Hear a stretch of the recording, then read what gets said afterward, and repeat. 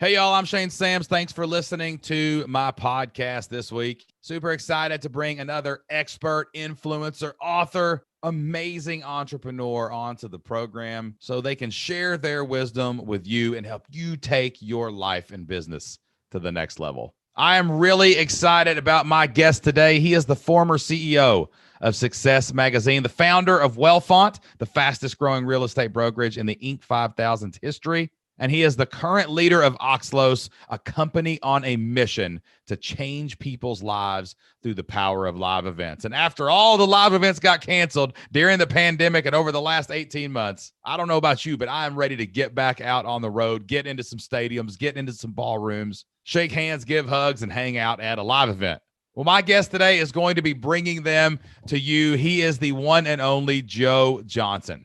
Joe is an amazing entrepreneur who Jocelyn and I have gotten to know over the last few months, and his story is absolutely incredible. He has experienced the highest of the highs in entrepreneurship and the lowest of the lows. As the immortal Macho Man Randy Savage once said, he has soared with the eagles and he has slithered with the snakes, and he's been everywhere in between. So what we're going to do today is we're going to talk to Joe about his journey, and we're going to learn all of the lessons that he's picked up along the way. He's going to just pour wisdom from his cup into ours. So hopefully we can be better people, better parents, better spouses, better entrepreneurs on the other side of this podcast. And here's another crazy thing, guys. All of the things that he did today, he did while raising 6 children. Raising 6 children in and of itself is an amazing feat, but building multiple million-dollar companies along the way, that's a story that we all need to hear. I know you're going to love this podcast today. It's definitely one of my favorite that I've ever recorded. So wherever you're listening, go grab yourself a coffee, pour yourself a mason jar of sweet tea, grab a pen and paper to take some notes, sit back, relax, and enjoy the show.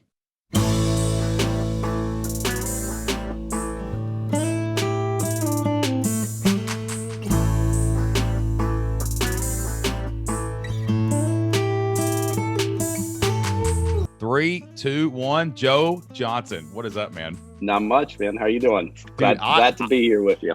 I am excited. I love it, man, when I get to hang out with people I know and love and get to introduce amazing people to your audience. But I've got to tell a quick story about how I came into your orbit or you came into mine, whichever way it went. So I got, we get a lot of emails about different things, like whether it's to be a podcast guest or somebody wants to be on our podcast or whatever. And even some kind of speaking things here and there.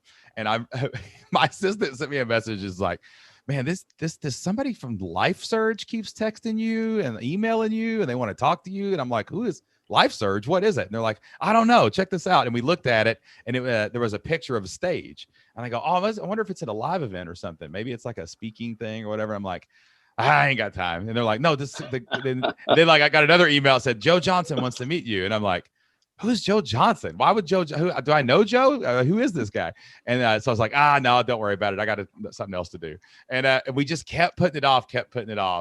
And then I swear it was Loren maybe, or somebody emailed Hannah back and was like, hey, listen, I don't think you understand what's going on here. This could be really cool and big. And Joe really wants to talk to Shane. And then we got that. Then I talked to you guys on that Zoom call and I was like, oh my gosh, I am so glad they were persistent and that God was like, don't miss this one, man. But I appreciate your persistence, dude. We are persistent. That's something we teach. We are persistent. That's for sure. Love it, man. Okay. So real quick, just tell me about like what you're doing right now, just the high level view. I'd like to circle back to OXLOS and LifeSurge, but sure. just tell me who you are, what you're doing so everybody gets a little bit of context. And I want to kind of rewind that story a little bit. Sure. Well, I'm Joe Johnson. I'm a serial entrepreneur, I guess, and family man. I have 6 kids. And what I'm doing right now is doing lots of live events, launching live events in the midst of the COVID pandemic. So, which was another reason that was a weird email, because I'm like, he's like, hey, he wants you to come to these live events, and I'm like, there are no live events. What are you talking about? Yep, yeah, and it's funny because I decided to do this in 2019. I've been in the live event space a while back, and it was the fall of 2019. I hired my first person for the live event company in February of 2020. And my wife and I went to Israel for our church, and I had never gone. And so that was the last week of February, and we come back, and I kind of disconnected. I wasn't listening to anything and just kind of unplugged, and the whole world changed. That was the first week of March. And I kept hiring people, and I never stopped. And I actually doubled down. So, doubling down on live events. Everybody else is running away from it, getting out, in the live event space. They are running for the hills. I'm like, this is awesome. Let's keep hiring people. So anyway. They fired him? You're hired. Yeah, they fired her? Oh, get over here. Work for me at that point, right? Oh, man, that's a great story. Yeah, it just shows, though, man, like it was funny when we hired, my assistant, Angela. And we had interviewed for a couple jobs. February and March rolled in. And I hired these two people who I really needed at the time because to take some work off of me and Jocelyn. Yeah. And I interviewed Angela, and the other person was just a much better fit for the role that Angela interviewed for. And of course, the whole world's on fire at this point. Yep. And you're looking at it going, I wonder when all my customers are going to just quit because they can't pay me because some governor shut their store down, And but Angela was so good, man. And I was like, Jocelyn, I want to hire her too. And she's like, we can't afford to hire another person. And I'm like, I know, but I mean, she's just going to go drift off into space, and who knows what's going to happen if we don't do it right now. And so when you told me that after what happened and you started hiring people, I was like, man, that makes me feel good that we made some good decisions. We were not just acting crazy and irresponsible. You probably were, but that's okay. That's okay. You got to do that, man. Right. All right. Well, let's back up because I love you got some amazing things in your story. But all right, so you became this serial entrepreneur. So what's the foundation? How'd you grow up? What kind of family did you grow up in? Like what was before entrepreneurship? What was kind of the background to how you kind of grew up in the world and came to be the person you are? Well, it's interesting. I was born in the U.S., but my parents were missionaries. And when I was 6 months old, we moved to Brazil. And my parents were building and launching churches in Brazil. So I grew up as a Brazilian for the most part, and I didn't speak English until I was 12, 13 years old. Get out of here. And that's crazy. Yeah. I wasn't a good student. My dad said, well, they tried to teach me English, but I didn't pay attention very well in class. But so get this. This is a great story. My dad goes to Laterno College, and it's a kind of an engineering school. And in the summers, he would go to Brazil to help build churches, more of the construction side of it. And he met my mother in Brazil. They could not communicate to each other. My mom did not speak English. He did not speak Portuguese, but they spoke the language of love. That's awesome. And so he comes back 9 months later with his parents. They get married in Brazil. And my dad, my mom got married, and they had to use a dictionary a lot of times to help communicate and overcome the translation barriers. That's amazing. So I always tell people, communication may be overrated in marriage. Sometimes it's good when you don't know what each other is Maybe saying. It's good when you can't talk. That's what right. Or at least you don't know what they're yelling at you sometimes, right? That's amazing. Do you have brothers and sisters, or was it just you? I do. I have an older sister. So then after they got married, my parents went to seminary in Winona Lake, Grace College, and my sister was born there. I was born like 3 years later, and then they headed off to Brazil to build churches. So I kind of grew up in Brazil, and my parents, none of them are entrepreneurial. They are sort of get a job, but they're kind of very entrepreneurial when it came to ministry, right? Because they were building churches, moving to a foreign country to start taking risks. A new organization, taking risks, but they would never see themselves as entrepreneurs. So when I was 12 years old, they decided to come back to the States. And my dad took a job as a pastor in Ohio, in a small town of Ashland, Ohio. Yep. And when they did that, they basically had to start all over. So because when you go to the mission field, at least with the churches that they were working with, you didn't own anything. You were like renting, and the church provided for everything. So they never had the idea of, building retirement or anything like that. So when I was 12, my sister at the time, I guess she was 15, we're starting over and had nothing. So if I wanted anything, I had to go earn it. And so I didn't really speak English, so I had to learn English. This was sixth, seventh grade. That's always a tough time to learn a new language in middle school, but I figured it out. Yeah, when you're trying to figure out why everyone's being mean and Correct, weird and all their yep. hormones are flaring, nobody knows what they're thinking. Now you don't even speak, you don't even understand them. That's amazing. Yep. Yeah, man. So how did you go like paper routes and stuff, or mowing yards, or like what'd you do, within, man? I would say months of being in the US, I already had a paper route. And Nice. So I loved it. It's like, man, this is great. And then the next logical step is someone posted a fan at the church because they had a new baby and they want someone mowed their grass. I'm like, I can do that. So I mowed their grass, and then I started getting other jobs. And then I started running ads in the newspaper, and I just started getting jobs. And I'm like, wait a second, these guys are paying me $25. I can pay my buddies $10 to do this. So then I started becoming the middleman and hiring people. And I remember I did not have a license at that time, but I had a truck, I had lawnmowers, and I had employees. And then they were all my buddies from school. And I was just very entrepreneurial because I had to buy everything. I had to buy my own clothes. I had to buy my own vehicles, insurance, everything. And my parents felt horrible to put me in that position because they just didn't have anything. But looking back, that was great because it gave me the drive, the incentive. And I didn't have a rough childhood. I worked all the time, but it was great. I had great memories. And so yeah, that's kind of what kickstarted, but I was kind of always the black sheep. I was always kind of figuring out, how can I make money at this? How can, how can I do something better? Can I can I hack this? Yeah. Exactly. Yeah. Everybody else. So what happens then? You go, you're man, every time I read it about all the stuff that you did, and I'm going to talk more about that here a little bit, all the stuff you've done over the past 50 years. I'm like, I got to step it up. I got to step it up, man. I thought I was doing some good things here, but I got to catch up to old Joe Johnson down there, man. But so what happens like when you get into your adult life, you get into your 20s, you're definitely not a landscaper now. So like how did you get out of that? And like, what did you do? Did you go to school, or did you get into entrepreneurship in your 20s? Well, so when I was in high school, I had my businesses and jobs.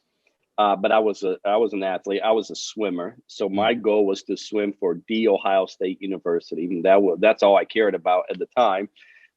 So I got a chance to do that.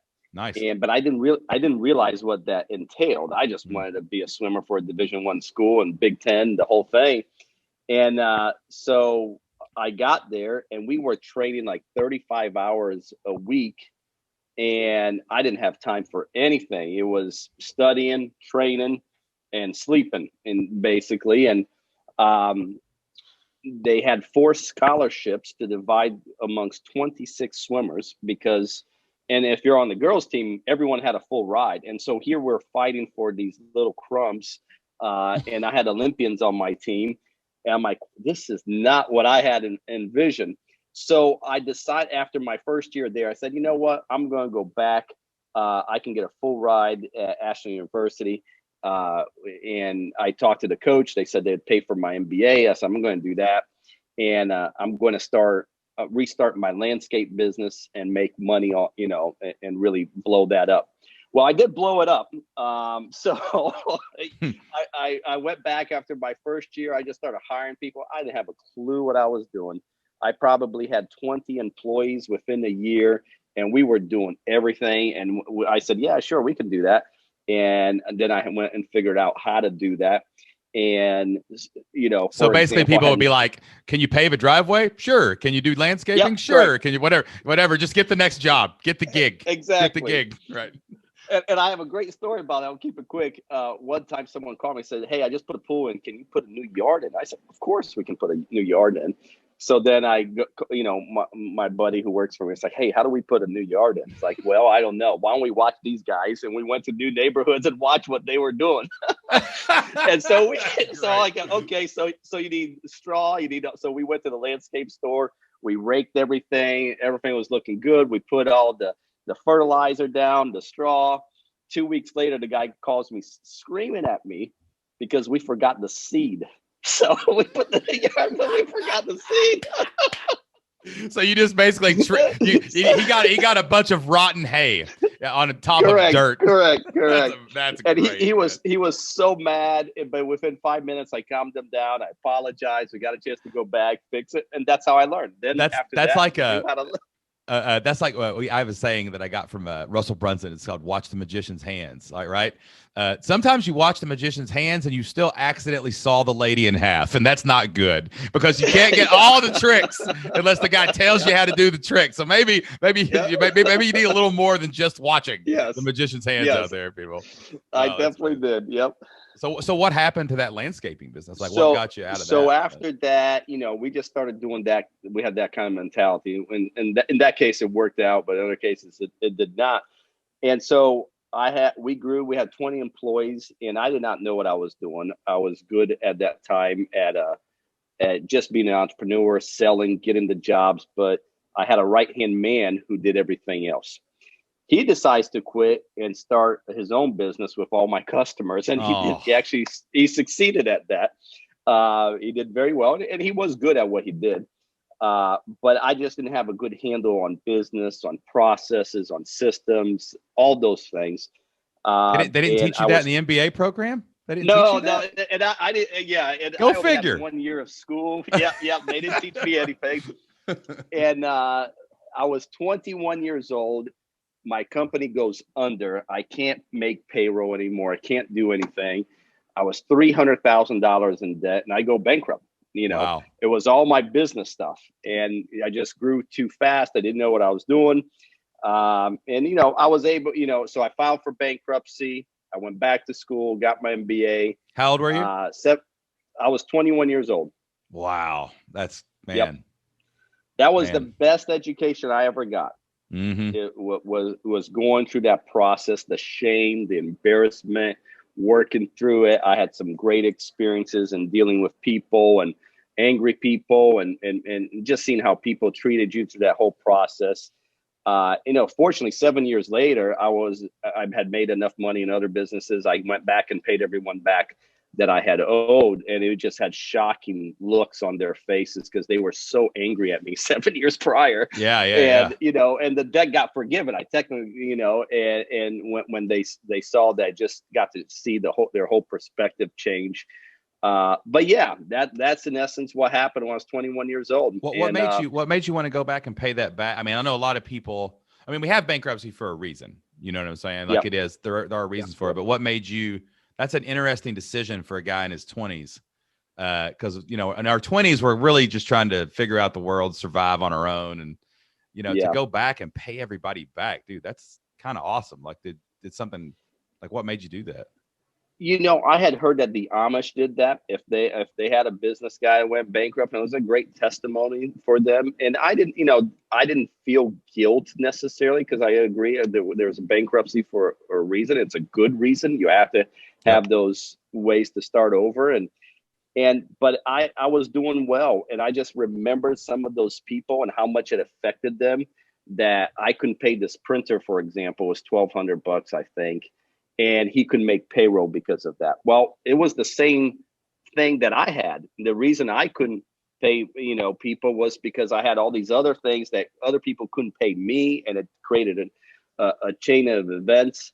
But the first guy I paid was this guy named Scott Harris. He owned a dealership there.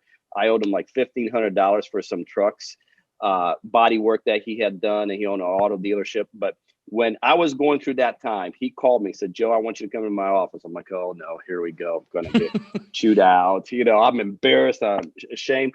And Scott goes, "Joe, I just want to let you know that I love you. You don't owe me anything. I know what you're going through. I don't want you to feel ashamed. If I see you on the street, I don't want you to go the other way.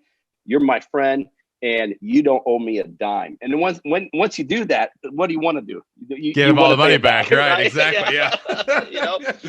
And so that was kind of because of those types of meetings. That was a very unique time. I just had that drive. I was like, I just put that goal. I'm a goal-oriented guy. I said, I'm going to do this. Granted, it took 7 years, but finally was able to do it.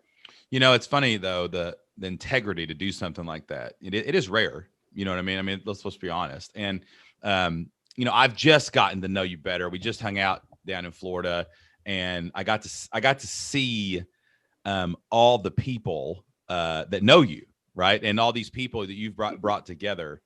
And I was talking to Jocelyn. I've never been in a room where so many people thought so highly of someone, dude. And I'm probably going to embarrass you a little bit here, but like it was just a testament that like to know you did that then, and to see what you've done since, and to see how those people thought about you in that room. That's an example, man. That's a really, really shining example of like how you're supposed to conduct yourself in business, because a lot of people in business are just like, I'm going to kill or be killed. But to build up that kind of integrity, man, that's awesome, dude. Really. And I awesome. understand that philosophy too, because the world's tough, man. The business world's tough. You can see how people slide, dude. You don't usually start that way, right? Yeah. It's just after years you become so callous, Yeah, man. But anyway. Yeah. So in your 20s, like, did you, I always find people in their entrepreneur journey, we all stumble into the darkness when we start doing this stuff, and you're just like falling off every cliff, landing in every briar patch. I mean, it's just ridiculous, right?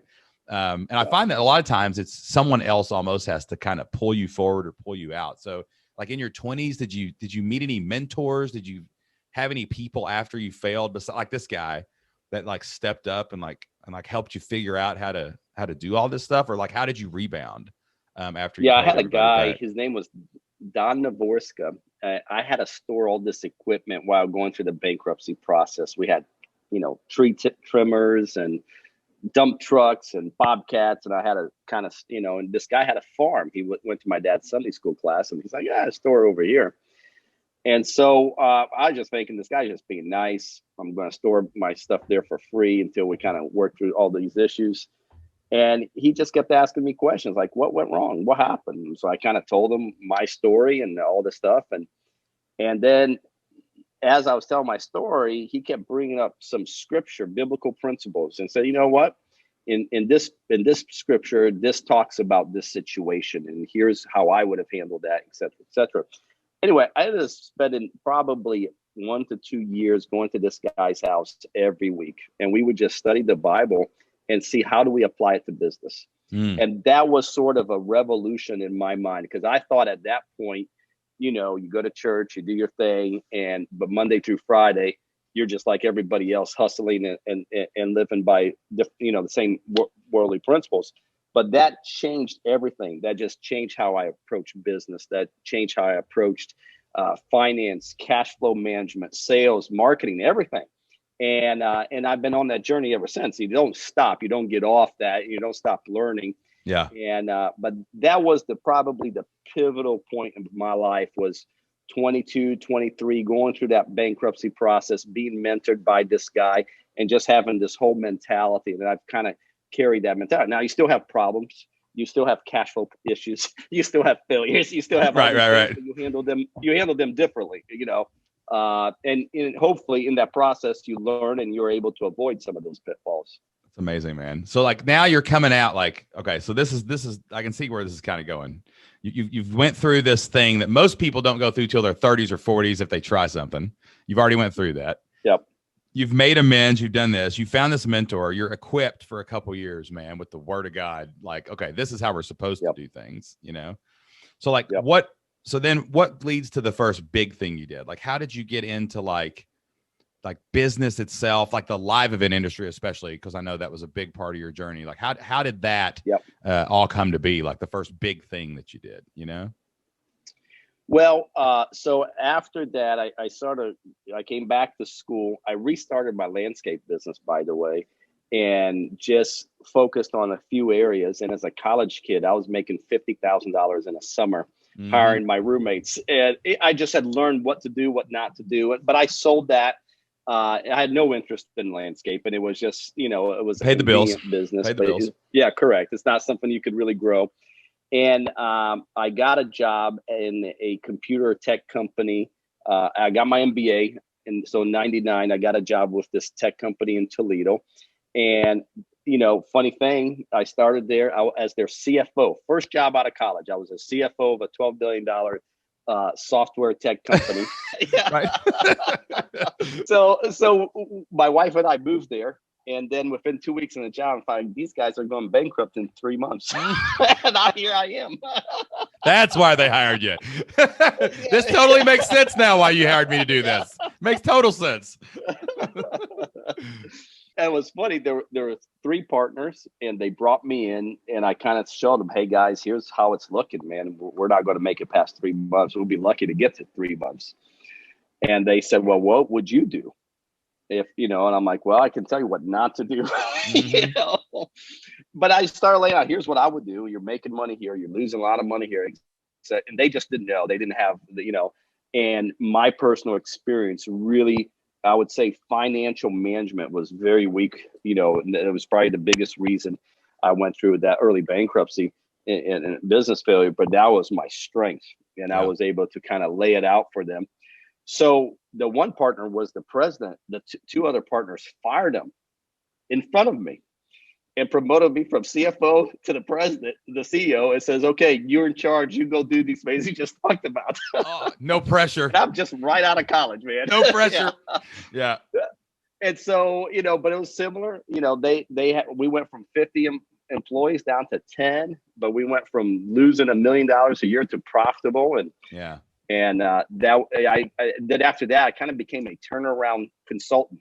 I just okay, I like troubled businesses. At least I know what not to do, and I can help navigate through those pitfalls. And so I started consulting with different businesses and turning them around. Dude, but I was a one-man operation at that point. It's interesting though. Like, this is something, man, that I think holds a lot of entrepreneurs and people back.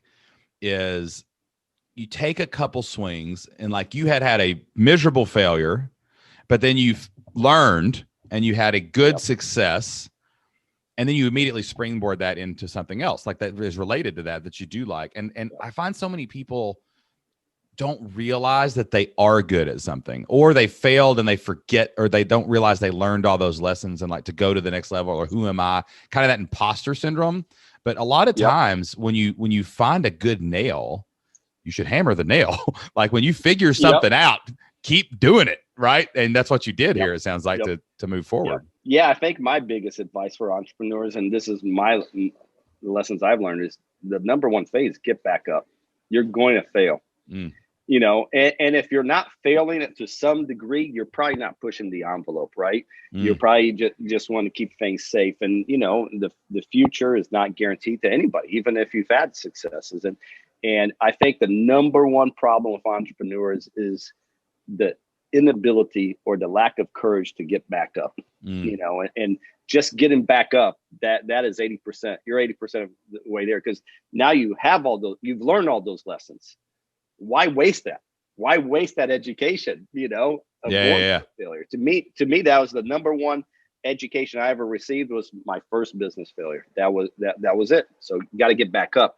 Did the consulting thing take you to the live event industry? Did you go in and help? Yeah.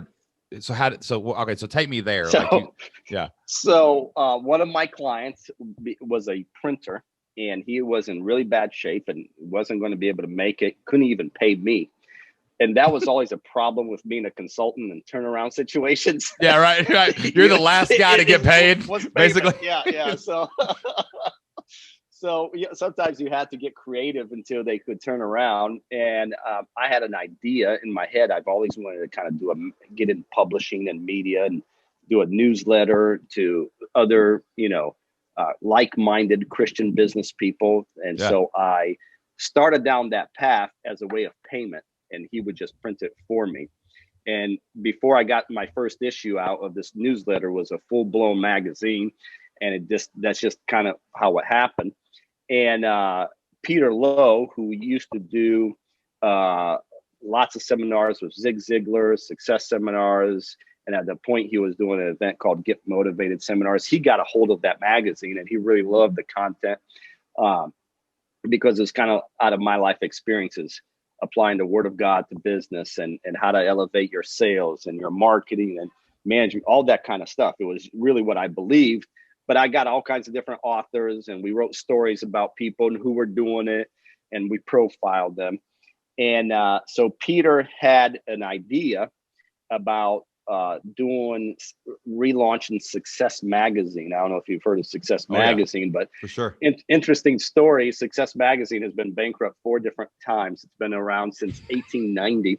But anyway, even the Success Magazine sometimes is not a success, people. Right. You know what I'm saying? Correct. And I think it was in its 4th rendition of going out of business. And so Peter and I went in on a joint venture, and we, got it out of bankruptcy sale, basically, in essence. And I was able to show Peter how we could really grow Success Magazine by using his attendees as subscribers. And we did a joint venture that way, and he would do the events, I would do the publishing. And then Success, get motivated to cost, Success worked, and we ended up selling Success Magazine. But that's what started the relationship in the live event space. Gotcha. So from 2003, 2002 to 2007, before we sold Success Magazine, I was highly involved on that side of things and understanding the event space to help drive the revenue for Success Magazine. It's funny, like a common thread I hear in a lot of people's stories like this too is publishing. Not publishing like a print magazine, but like putting your ideas out, like creating content. Like, I mean, we first knew each other because I podcast and someone heard it and told you about it, right. And it's amazing to me that so many people are trying to do entrepreneurship, even if it's just locally. Like the best realtor in our town crushes Facebook. I mean, he's just walking around. He's doing things. He's making videos. He's whatever. And he's never really selling anything, but he's making the money. I know him, and it's just because he's a publisher. I mean, he's putting himself out there so that his name will be on someone's lips at the right time to get in somebody else's ears, and that's kind of what was going here with your magazine. You're just like, I'm going to launch a magazine, see what happens. And somebody liked it. Correct. And it turned into something else. And the model back then, it was all about print, right? And this was before we had all the different tools and technology to where anyone can become an expert and start publishing. It took a lot of money to publish a magazine with, hundreds of thousands of people reading it. Yeah. Where now you can start small. Back then you couldn't start small. You had to start big, go big or go home. And a lot of people went home. That's right. So I think the failure rate of magazines at the time was 98%. So why not launch one? Why not? Why not give it? Why not launch a live event company in a global pandemic? This sounds like a theme in your life, Joe. I'm just telling you here, man. I'm seeing why the not? trend. Why not? Yeah. So get motivated. How long did you do that? Like what happened there? Why did you get out of that? I was just on the Success side, and we had a strategic partnership with subscribers, and I learned a lot about the live event space. And when we sold Success Magazine, this was in 2007, I went all into real estate. I decided that's a great time to go into real estate. 2007. Yeah, nothing big happening in real estate back then. Nothing big, and I went big. Go big or go home, and that's the way I do things. And I went all in, and then 2008 was just awful. I just got my clock clean, and another, it was another great learning lesson, and I wouldn't trade it for anything. And so, but I remember that. I remember in 2009. 2010, people are getting into real estate after all that happened. Yeah. And I couldn't really do a whole lot about it because I was part of the whole real estate wave of destruction that happened in 2008. And I was stuck and I was in it. And I said, someday I'm going to be as smart as those guys and come in as things are falling apart. And the guys who came into real estate in 2009, 2010, 2011 just crushed it. Yeah. Right. Because they got all the deals. Industry was correct. And I wasn't in the position to do that. And that's when I started working with Peter on the live event space. And going through that, he had a back-end partner who was going through financial problems, and they owed him quite a lot of money, probably a couple $1 million at the time. And I had that turnaround background as a consultant, at least. And so he asked me if I could look into it, give him recommendations. That I looked into it, spent a few months doing my analysis on the company. And I thought the company could really turn around. And it was mainly management related issues And I didn't think the current ownership at the time really had the right structure. So I recommended to Peter that he would buy this company. And at the time he thought, oh no, that's a really bad idea. I don't want to do that. I got enough on my plate. And so I said, do you mind if I buy it? If I approach him and see if they're willing to sell it? And this was 2010. He said, yes, go for it. And so this is sort of the back end of the live event model, the education space. And at the time they were doing like 20 million revenue. They had never made money, but they had revenue. And I'm like, we can figure this out. I didn't know exactly how. So I told Peter, hey, we'll pay you back your $2 million within 6 months.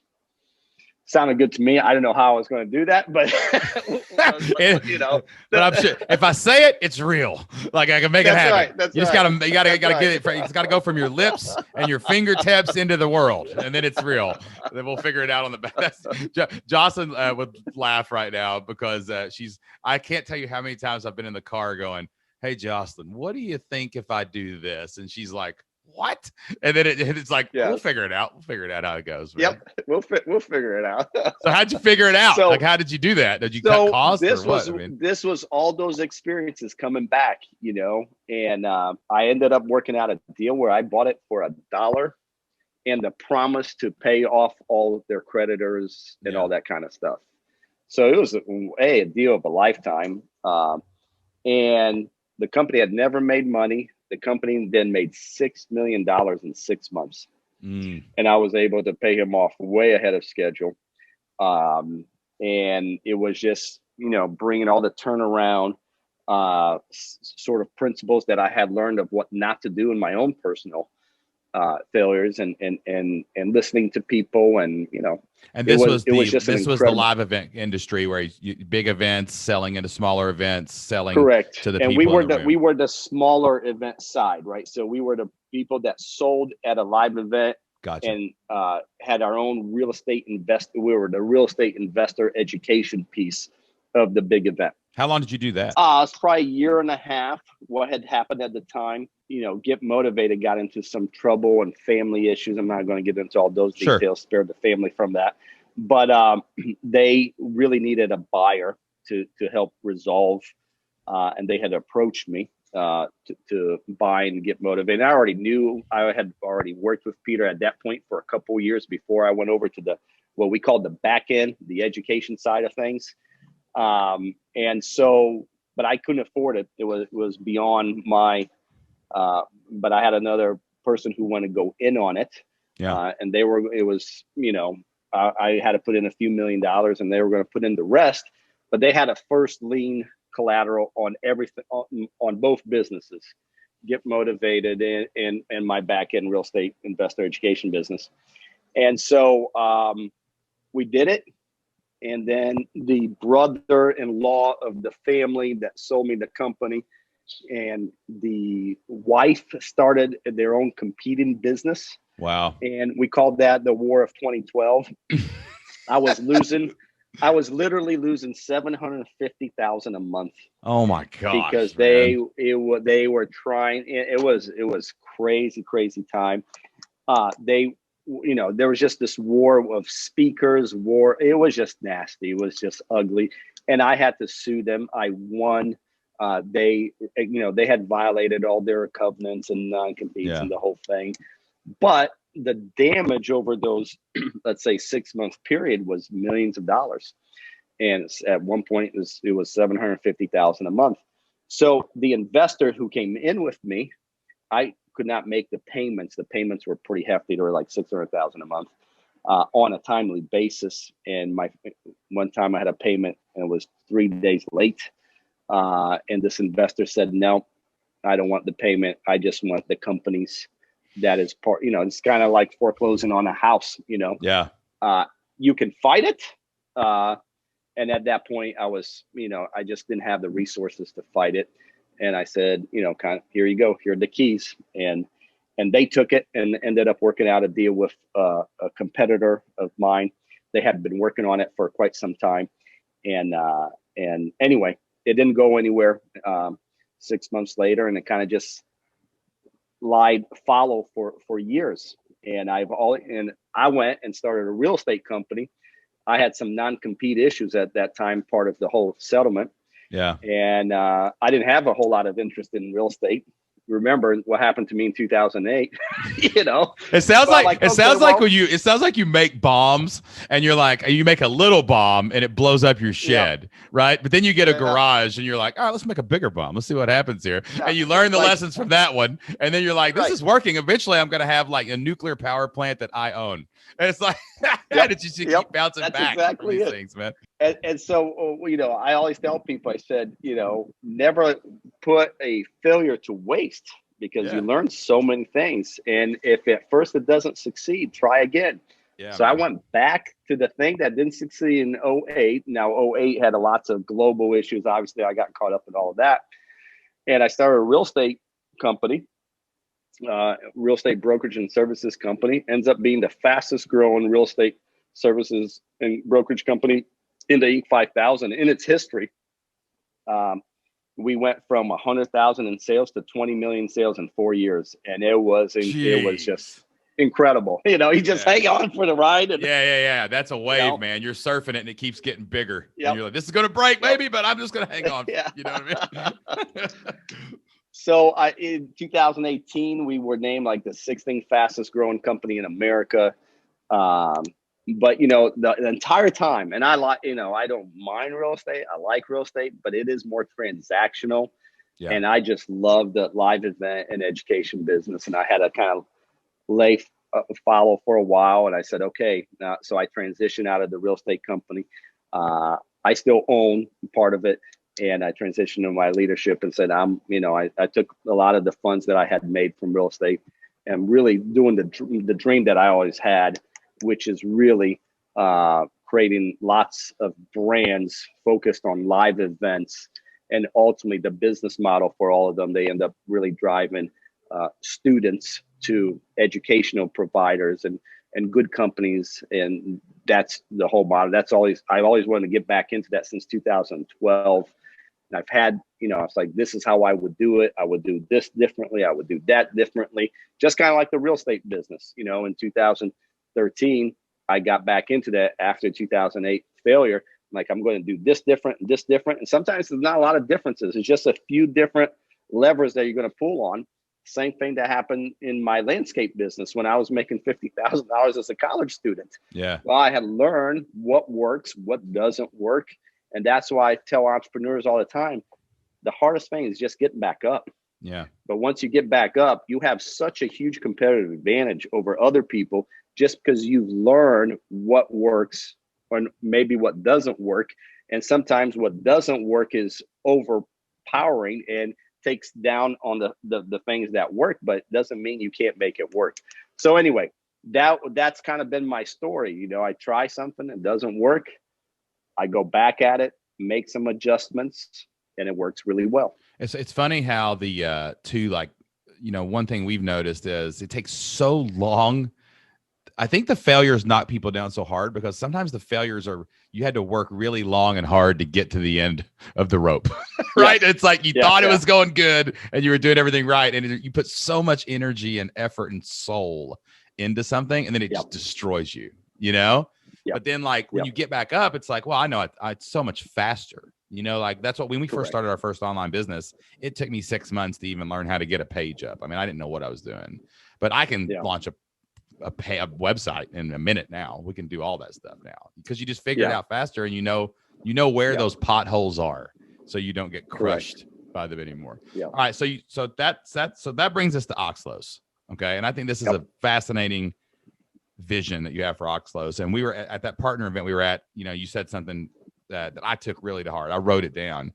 You said, I am dedicating the rest of my life to making an impact through this live event company, OXLOS. Yep. And that really stood out to me, man. It was really good. So tell me about OXLOS, the vision for OXLOS, where it came from, and this new live event company that you're building to go out and create opportunities for people to get inspired, to get motivated, no pun intended, not really, but like to get into these education classes where they can learn how to do things and change their life. Like where does that come from? What is OXLOS and what's your vision for this over the next few years? So, first of all, just real quick on OXLOS, it's the actual word's a Greek word found in the New Testament. It's used about 46 times. And it's a word that used to describe in the New Testament a large gathering. It's a face-to-face physical gathering. So when Jesus spoke to a large gathering, the actual word used in the Greek is oxlos. And last year I got to go to Israel. It was interesting because I was in the Sea of Galilee and I was able to kind of picture it. All these people on the hillside. Jesus would get on the boat and kind of go out a little bit and speak to these people. And really, Oxlos, the concept is a place where people go through transformation, right? It's a large gathering, lots of people.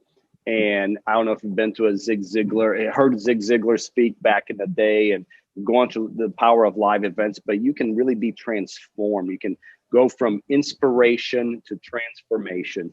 And I just love the power and the impact that live events have on people.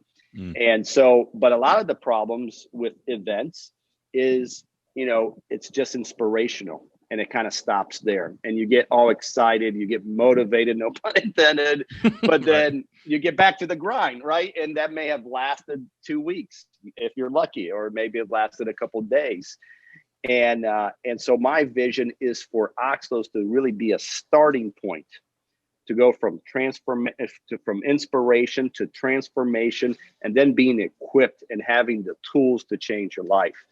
And so in OXLOS case, our focus is on entrepreneurship, investor education, people no pun intended again, but that flip their life. Yeah. And, they're going one direction, and we know what results that direction is going to take. And they're looking for something different, but there is no school for it. Nothing, you can't go anywhere and really learn how to do it. And you have to take some risks.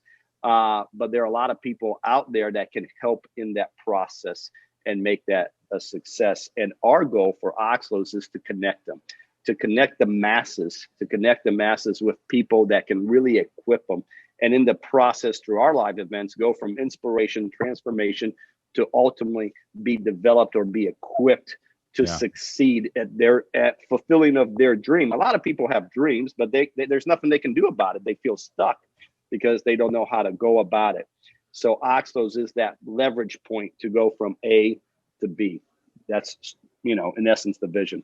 And so the first out of the gate, so OXLOS is overarching mission to get these people in line. And I just want to say too, for everybody listening, I've talked about this on my other podcast, Flipped Lifestyle. Everything that we have ever accomplished has been directly related to a live event. I mean, I like launching our business is because we went to something live. The big leap that we had to move from our education business to go into Flipped Lifestyle was because we got on a plane and went to San Diego and went to a live event. And I have never went to a live event and not came home and crushed life, because it's like it condenses a year of motivation and education into like a day or two. Right. And when you come back, you know who, and you meet so many people at these things, you all of a sudden have this army of people willing to help you. And that just doesn't happen anywhere else, So like OXLOS, the first events that you're doing is called Life Surge. And it's the #1 Christian business event coming out of the gate out of this pandemic is what it is. Why did you start there? Because you have other ideas for other like themes around these live events. Why Life Surge? Why now? Why is this the one? So OXLOS is really, that's our corporate company. It's really not a live event brand itself, but we create different live event brands. Yeah. It's kind of like, you got Disney and you got all your different movie themes or whatever, that's our focus with OXLOS. And so we created Life Surge, which is a Christian business event. And the focus of, Life Surge is to help people in business, in their careers, in wealth creation and impact. So it's the idea is like you can go and be successful with your career, whatever it is. Maybe you need a change in your career and flip your career, and you can succeed at it, and you can create a great lifestyle for you and your family, but also have an impact on other people's lives. And you bring all those themes together. And how do I do that? How do I have an impact for the kingdom of God at the same time, not at the, the missionary mindset of my parents and other generations, it was one or the other, right? Either you do this and you give everything else up, or you do that. And Life Surge is really, how do you surge your life God's way? And it does start with your business. It does start with where you're at in life. And it does start with, how do you change the way you look at things? And you have different opportunities to go into different areas of life and to build a business, for example, or to start, build a real estate company and start investing in real estate, or become a stock trader, etc. Everything that's outside of the mundane world of having a 9-to-5 job and doing the same thing over and over, working for somebody else. That's really the focus for Life Surge. But the unique twist is we do it God's way. We teach biblical principles and how to do all those things with integrity, do all those things better in many ways. Yeah. And that's really the focus of Life Surge. So it's a local events. They're not, you don't fly into an event and spend 3 days at a conference and give up a week of your time. We come to you, we come to everybody's market, and you give up a day and you're inspired, you're transformed, and then you're equipped. Yeah, it's incredible, dude. And it's funny, with these events and what I'm seeing with them, the doing things like God's way and getting people out there and getting people connected, even though we've all been trapped right in our houses for the last year and a half, depending on where you live, of course. It's been a little easier in some places than others to get through this. Some people are more trapped than others. Some people are more trapped than others. I got a buddy in Canada. He still can't walk outside. It's ridiculous. Right. And I'm like, he's like, what are you doing today? I'm like, I went to the movies and went and got something to eat. He goes, yeah, we're not allowed to do that. So I was like, oh man, my bad. I didn't mean to tell you that.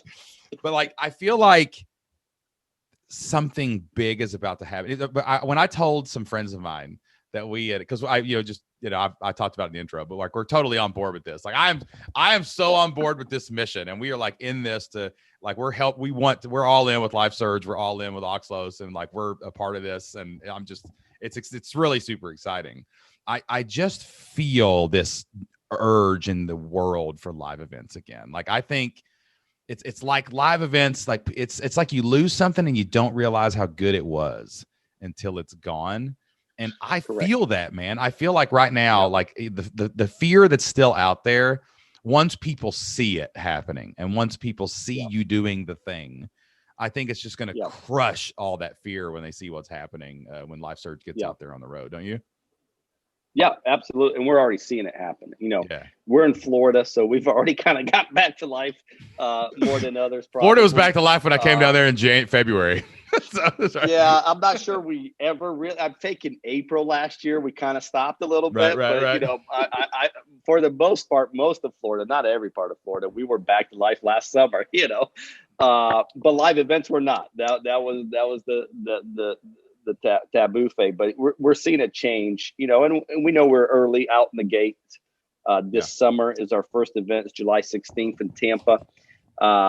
And I think it's just going to have a snowball effect. We're not sure. It's hard to predict that exactly when everyone is going to be ready, but every day that goes by, you kind of see this, and I don't think people really realize how important it was to have personal connection and gatherings with lots of people until COVID, right? We kind of took it for granted. Yeah, man. Fellowship is important. Who said that? Right. Is fellowship is actually a thing that we need in our lives? Come on, man. You think they'd be telling us that in the Bible for 10,000 years, right? And maybe we didn't think it was that important until this last year, right? And now we're like, wow, that's very important. So, we find people like you, Shane, and who are able to change people's lives and give an audience an audience that's already there to be inspired, to be transformed. And now we have partners like you that can actually change their lives. And so that's the whole focus. And then it's just going from city to city. And the benefit is you get to meet people just like you, in your own city. Yeah. And sometimes that's the number one advantage, is to just be able to connect with people again in your city. Go have coffee with them next week or whatever. Correct. You can actually meet up with these people. And shake people's hands. Maybe hug them if you're really adventurous. If you're really getting fired up, you can hug again. All right, let's talk about Jesus for a minute, okay?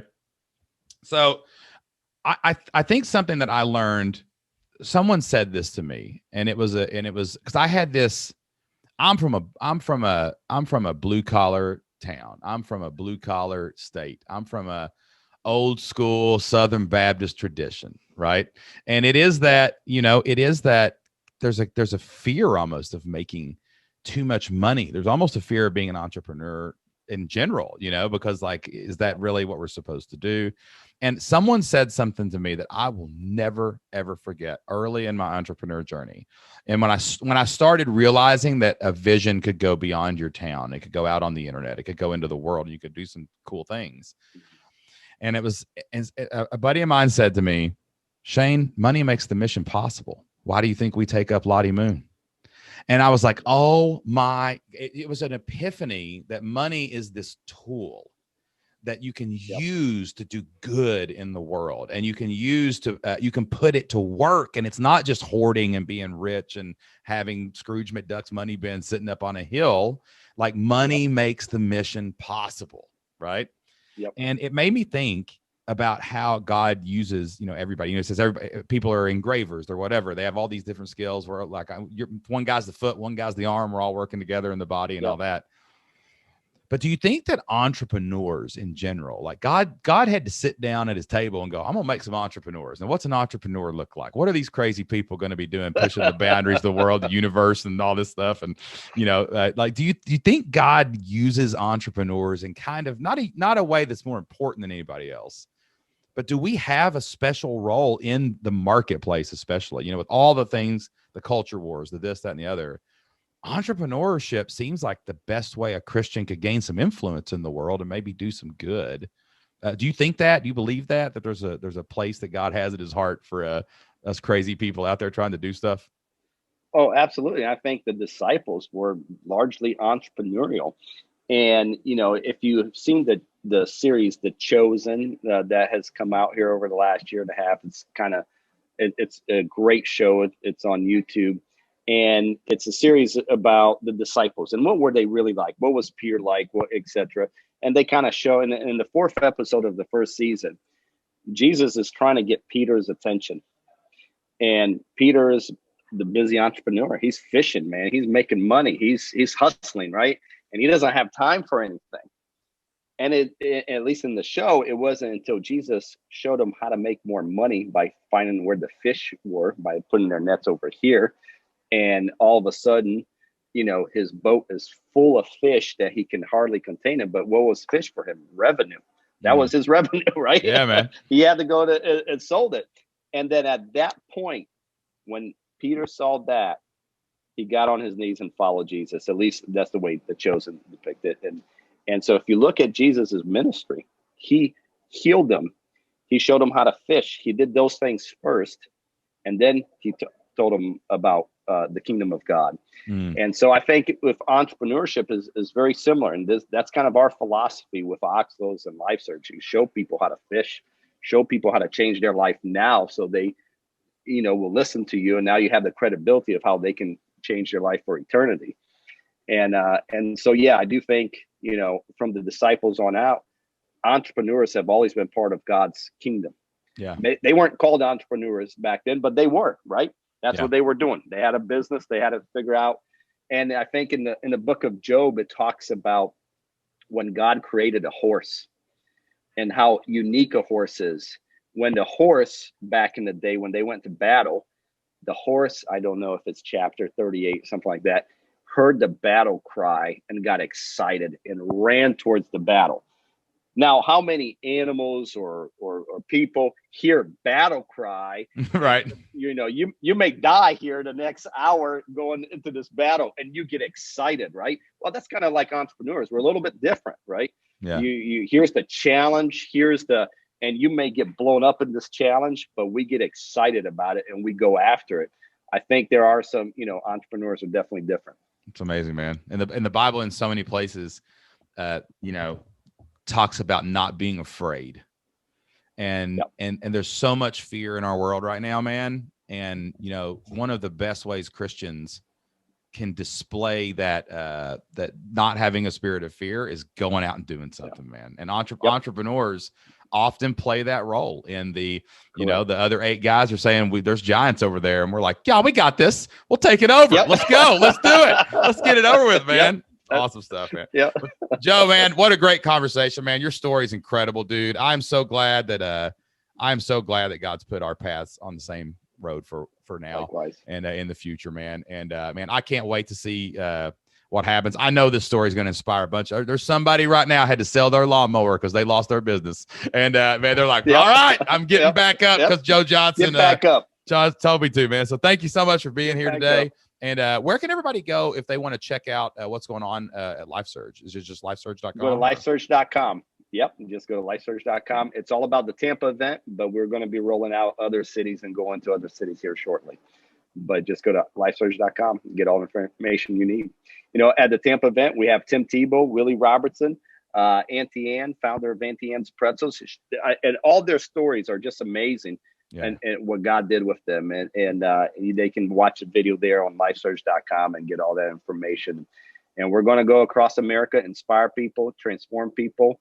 And people like Shane are going to come and equip them to change their lifestyle, flip their lifestyle, and be bold and do something completely different. All right, guys, that wraps up my interview with Joe Johnson. Man, what a story from start to finish. And what great wisdom from Joe about getting back up again when you get knocked down and taking those lessons and applying them to try and try again. That's really the only difference in those who succeed and those who fail, guys.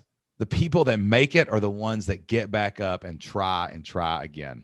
So I hope you're as inspired as I was by Joe's amazing story. And I hope you are pumped up and fired up to get back out on the road again for live events this summer. You know, Jocelyn and I have really never partnered with anybody else in our entire career at the level that we are working with Joe and his company, OXLOS. Their mission is incredible. The way they're doing their live events is unprecedented. And their heart for serving the people that will be attending their live events and equipping these people to go out and transform their lives is something we have never seen in the live event industry. That's why not only are we going to be going to these big live events with them, but we are going to be hosting workshops with OXLOS and LifeSurge to help all of the attendees change their life. Joe has assembled an incredible team. I mean, he really did go around and say, oh, you're the best person for this job in the live event industry. Oh, you're really good at that. Come over here. And he built this super powerhouse team to go out and produce an amazing show for everybody in attendance. The first event is just around the corner. It's in Tampa. It's going to have Tim Tebow and all these amazing speakers on the stage. And there's going to be tons of opportunity for everybody in attendance to grow. We would love to see you there. To learn more about the Tampa event or all the other events that LifeSurge is going to be hosting, head over to lifesurge.com right now, and you can get all the information about the speakers, the dates, and you can learn how you can get your ticket too. And again, this is not just a Tampa event. This show is going on the road, and we are going to be going to cities all over the country for the remainder of the year. So if you are missing live events, if you're missing shaking people's hands, if you're missing giving people hugs, if you're missing meeting new amazing people that have a chance to influence and impact your life, make sure you head over to lifesurge.com and check out everything that's going on and learn how you can be a part of the show. But that's all the time I've got for this show today. I hope you enjoy the Shane Sam Show every single week. If we're bringing some value into your lives, if you're enjoying this conversation, please do me a favor. Head over to Apple Podcasts, leave us a 5-star review. Tell us what you think about the show. I read every single one. That really helps us get the word out. And if you've got other people that enjoy podcasts in your life, tell them about the podcast and maybe give this episode a share on social media. That's all the time I've got for this week, guys. Thank you again for listening. Until next time, be consistent, be prolific, be relentless. Pick your stone up, cast it out upon the waters, and cause many ripples. I'll see you then.